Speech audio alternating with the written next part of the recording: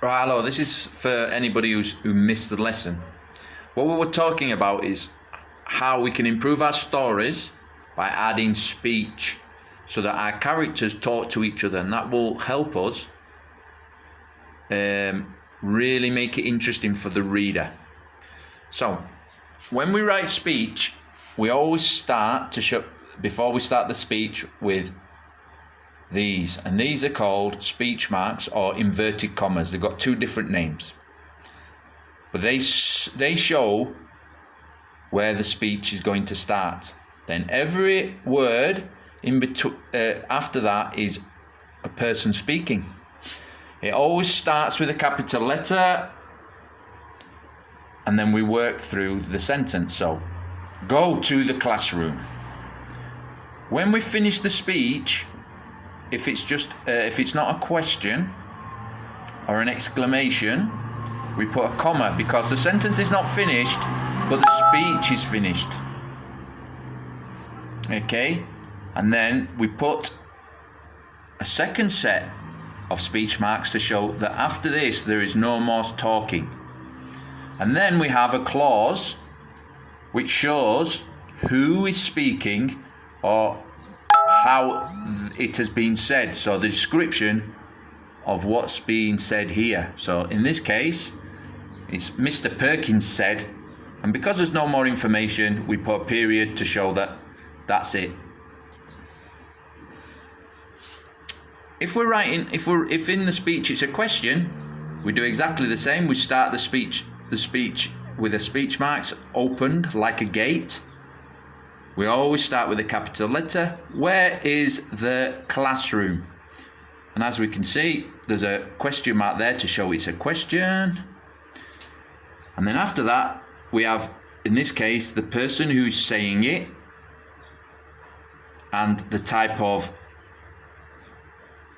speech it is. So because it's a question, Evian asked. There's nothing more to say, so we put a period to tell the reader that that's it, we've finished. Romina replied. Now this is what we do sometimes. We put who is saying the speech before the actual speech, or we describe the speech before. And if we do that, again, it's a capital letter, Romina replied, and then we put a comma to show that this little section needs a pause because we're going to have speech marks, inverted commas, again capital letter because we always start the speech with a capital letter, in the computer. And then it's a finish of the sentence. There's nothing more to be said, so there's a period, and then we close with the speech marks. What's important that when we have a different conversation with a different person, then it goes on to a different line. We never have two conversations between different people on the same line. So as soon as somebody else is speaking in your conversation, then it should go on to the next line. Now, another way of improving our writing is we use indirect speech, and that's where where the speech is described by the action of the person. So in this case, Mr. Perkins stormed in. Now, stormed is like a word that means it's like a dramatic. It means it's like a typhoon.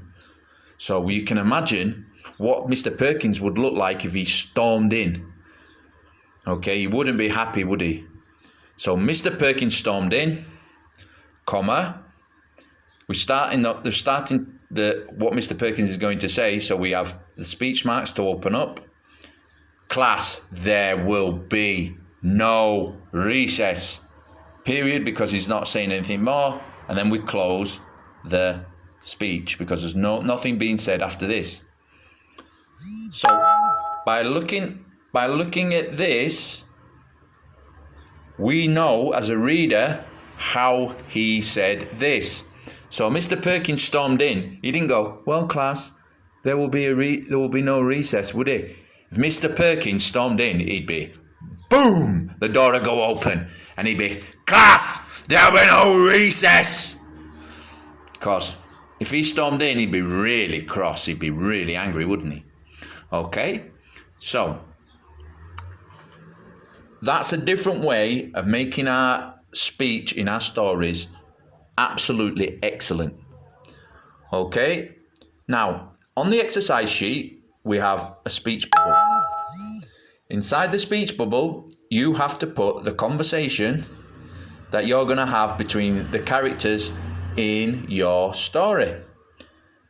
What I want you to do is write it in the speech bubble, but put inverted commas and then say what is being said. So here it says, "Hi, watch the dog." We close the speech because there's no more speech afterwards. And then we say, "John said." Our second character replies, "Is it an angry dog?" He's asking a question, so we have a question mark. We close the speech. David asked.